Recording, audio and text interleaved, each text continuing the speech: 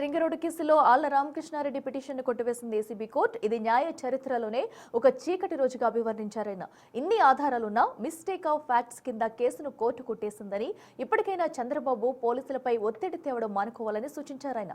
వారి విధులు వారు చేసుకునే అవకాశం కల్పించాలని సూచించారు మాజీ ఎమ్మెల్యే ఆళ్ల రామకృష్ణారెడ్డి.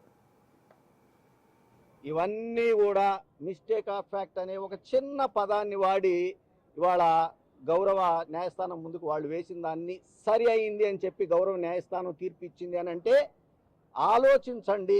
ఏ విధంగా ఎక్కడ ఈ తీర్పులు ఇలాంటి తీర్పులు వస్తే మరి న్యాయం ఏ స్థాయికి దిగజారిపోతుందో ఆలోచించమని చెప్పి నేను కోరుకుంటా ఉన్నా. న్యాయ చరిత్రలో ఒక చీకటి రోజుని ఇవాళ చంద్రబాబు నాయుడు గారు వ్యవస్థల్ని మేనేజ్ చేస్తూ కల్పించినప్పటికీ కూడా ఆ చీకటి త్వరలు తొలగిపోవడానికి భారతరత్న డాక్టర్ బాబాసాహెబ్ అంబేద్కర్ గారు ఇచ్చినటువంటి రాజ్యాంగ హక్కుని వినియోగించుకుంటూ నేను అప్పీలుకు వెళ్ళి చంద్రబాబు నాయుడు గారు మేనేజ్ చేసినటువంటి వ్యవస్థలు బద్దలయ్యేలాగా గౌరవ న్యాయస్థానాలు ఇంకా పై న్యాయస్థానాలు తీర్పులు ఇస్తాయని చెప్పేసి నేను తెలియజేసుకుంటూ సెలవు తీసుకుంటాను.